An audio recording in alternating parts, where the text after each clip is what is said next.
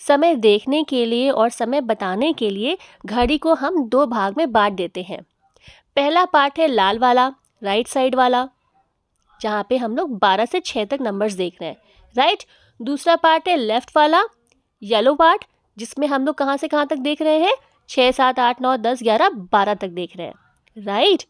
Now जब हम समय बताते हैं तो हम ध्यान देते हैं कि जो मिनट वाली सुई है घड़ी में किस तरफ पड़ रही है।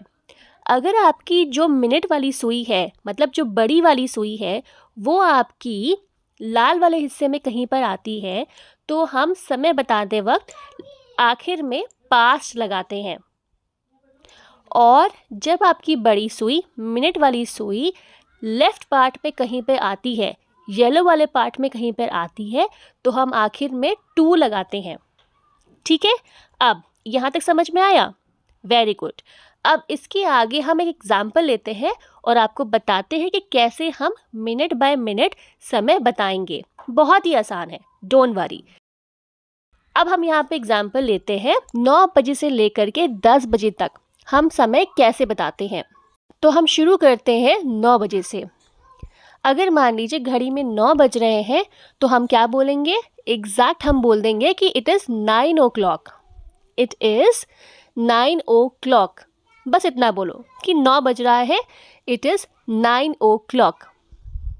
ठीक है, आप ऐसे बोलोगे ना। नेक्स्ट है, तो यहाँ पे टाइम कितना हुआ, 9:05। तो 9 बजे हुए कितना मिनट बीत चुका है, 5 मिनट बीत चुका है, राइट। अब इसे इंग्लिश में कैसे बताओगे आप ऐसे बताओगे, इट्स 5 past 9। It's 5 past 9। क्यों बताया हमने ऐसे, क्योंकि अब समझिए, हम पास्ट का मतलब यहाँ पे समझ ले पहले। पास्ट का मतलब होता है बीत गया, राइट। तो आपकी जो सुई है वो घड़ी में जो 9 बज रहे थे उससे अब आगे आ गई है, 5 मिनट आगे आ गई है। तो 9 बजे हुए 5 मिनट बीत चुका है, 5 मिनट पास्ट हो चुका है। इसीलिए हमने कैसे बोला यहाँ पे कि इट इज़ 5 past 9। वैसे ही नेक्स्ट, जब 9:10 घड़ी में दिखा रहा है तो 9 बजे हुए कितना मिनट बीत चुका, 10 मिनट बीत चुका 9 बजे हुए। सुई अब 10 मिनट आगे आ चुकी है, राइट। तो हम बोलेंगे इट्स 10 past 9, मतलब 9 बजे हुए 10 मिनट बीत चुका है, इट्स 10 past 9। वैसे ही नेक्स्ट है, जब घड़ी में समय दिखा रहा होगा 9:15, राइट, तब हम बोलेंगे इट्स 1/4 past 9, राइट। क्वार्टर मतलब ये होता है बेसिकली, घड़ी अगर आप यहाँ पे देखो तो ये एक सर्कल है, राइट, एक गोलाकार है। गोलाकार का अगर हम 4 हिस्सा कर देंगे तो एक हिस्से को हम लोग क्वार्टर बोलते हैं, राइट। तो जब घड़ी में 9:15 हो रहे हैं तो बेसिकली वहाँ पे हम एक हिस्से की बात कर रहे हैं, राइट। इसीलिए हम यहाँ पे ये बोलते हैं कि इट इज़ 1/4 past 9। एक क्वार्टर हिस्सा बीत चुका है 9 बजे हुए। सिंपल, बस ये समझो। बाकी सब तो हम लोग 5, 10, ये 20, 25 ये लगाएंगे मिनट दिखाने के लिए, लेकिन जैसे ही हमारी घड़ी 15 मिनट दिखाएगी वहाँ पे हम क्वार्टर लगा देंगे, ठीक। और आगे आप ये भी देखोगे, जैसे ही सुई हमारी ये भी दिखाएगी 9:45, तो वहाँ भी हम क्वार्टर लगाएंगे, पर कैसे लगाएंगे वो हम आगे देखेंगे। अभी बस इतना समझो कि 9:15 हो जाएंगे तो हम बोलेंगे इट्स 1/4 past 9। Simple, done. आगे जब घड़ी में 9:20 हो रहे होंगे तो हम कैसे बताएंगे, हम बताएंगे इट्स 20 past 9।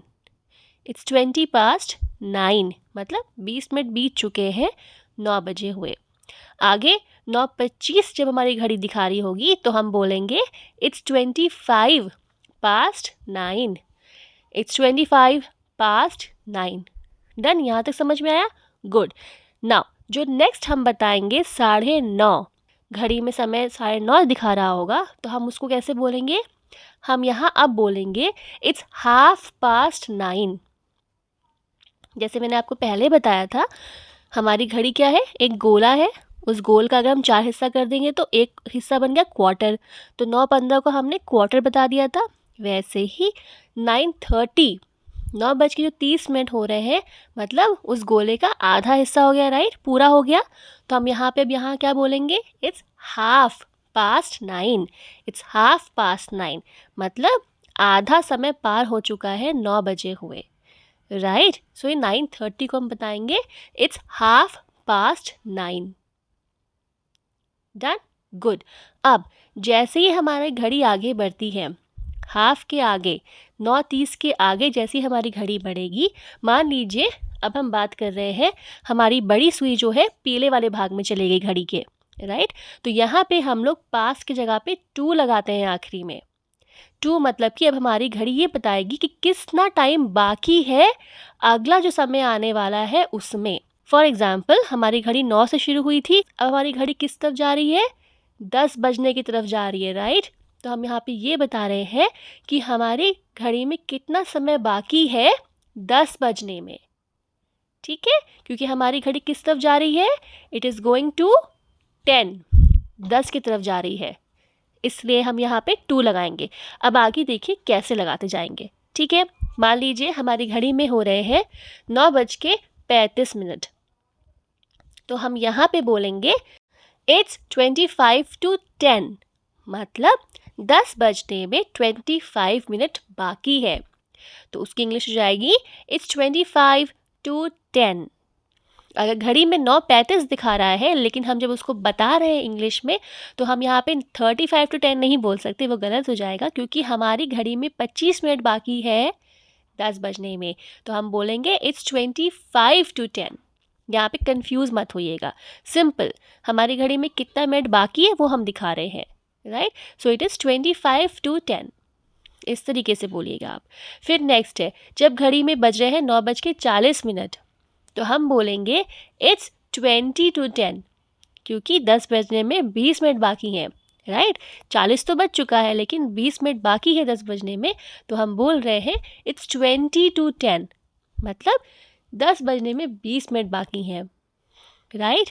नाउ नेक्स्ट, जब घड़ी में बज रहा है 9:45, तो जैसे हमने वहाँ बताया था जब हमारी घड़ी की सुई 3 पे थी, 9:15 जहाँ पे हो रहा था, सो उसके ऑपोजिट इस तरफ 9:45 जब हो रहा है, तो अगेन ये एक क्वार्टर की बात हो रही है, राइट, गोला के एक भाग की बात हो रही है।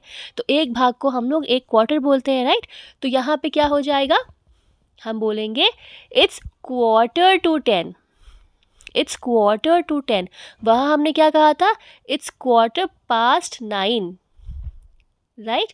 और यहाँ हम क्या बोल रहे हैं, इट्स क्वार्टर टू 10, मतलब 10 बजने में एक क्वार्टर बाकी है, एक भाग, मतलब कि 15 मिनट बाकी है, ठीक है। यहाँ तक समझ में आया, वेरी गुड।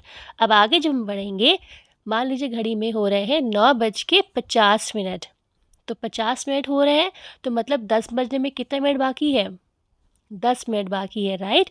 तो हम इंग्लिश में कैसे बोलेंगे, it's 10 to 10, it's 10 to 10, right. Next, जब घड़ी में हो रहे हैं 9:55, मतलब 10 बजने में कितने मिनट बाकी है, 5 मिनट बाकी है, राइट। तो उसकी इंग्लिश हो जाएगी इट्स 5 to 10, इट्स 5 to 10, मतलब 9:55 हो रहे हैं, 5 मिनट बाकी है 10 बजने में, इट्स 5 to 10, गुड। और जैसे ही घड़ी में 10 बजते हैं, अगेन हम क्या बोलेंगे, it's 10 o'clock, it's 10 o'clock, good, great. So I hope आपको इस वीडियो के बाद ये कन्फ्यूजन क्लियर हो चुकी होगी कि इंग्लिश में हम टाइम कैसे बताते हैं।